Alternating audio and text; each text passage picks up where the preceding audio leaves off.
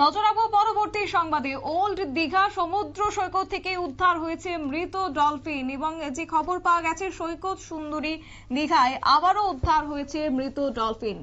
Old Digha সমুদ্র সৈকত থেকেই উদ্ধার করা হয়েছে এবং যা প্রায় 4.5 ফুট থেকে 5 ফুট লম্বা। সি বিচের ধারে পর্যটকরা বেড়াতে গিয়ে পচা দুর্গন্ধ পেয়েছে এবং তখন তারা বন দপ্তরের খবর পাঠান। বন দপ্তরের কর্মীরা খোঁজাখুঁজি শুরু করেন। পাথরের খাঁজে আটকে থাকতে দেখে এই মৃত ডলফিনটিকে এবং পাথরের খাঁজে আটকে থাকার জন্য অনেকের নজর এড়িয়ে যায় ডলফিনটি। পরবর্তীকালে বন দপ্তরের কর্মীরা সেই ডলফিনটিকে উদ্ধার করে বন দপ্তরে নিয়ে আসে। বন দপ্তরের কর্মীদের কথায় এটিকে সংরক্ষণ করা হবে, পরে মৃত্যুর কারণ হিসেবে ময়নাতদন্ত করে সঠিক কারণ জানা যাবে বলে তারা জানিয়েছেন। কি রয়েছে বক্তব্য শুনুন।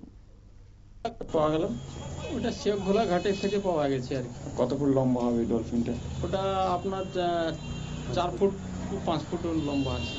কিভাবে মারা গেল কিছু জানা গেছে? না, এখন আমরা বুঝতে পারছি না।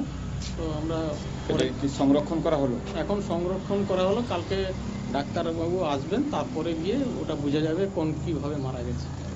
এটা কি জন্য মারা গেছে বলে এখন কিছু বোঝা যাচ্ছে এখন আমরা বুঝতে পারছি না। কি নাম? আমার নাম সুকমল জানা। আপনারা শুনলেন সংশ্লিষ্ট ব্যক্তির বক্তব্য এবং সেক্ষেত্রে জানা গেছে এই যে ডলফিন উদ্ধার করা হয়েছে সাধারণত তা গভীর সমুদ্রে থাকে। কোনো কোনো সময় জাহাজের ধাক্কায় কিংবা মৎস্যজীবীদের জালে জড়িয়ে আঘাতপ্রাপ্ত হলে তারা সি বিচের কাছাকাছি চলে আসে। পরবর্তীকালে তারা মারা যায়।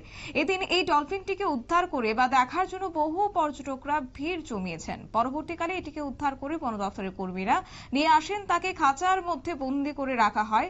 গতকাল তার আগামীকাল তার ময়না তদন্ত হবে বলে জানা গেছে। নিয়ে নিচ্ছি ছোট্ট একটি বিজ্ঞাপন বিরতির সঙ্গে থাকুন।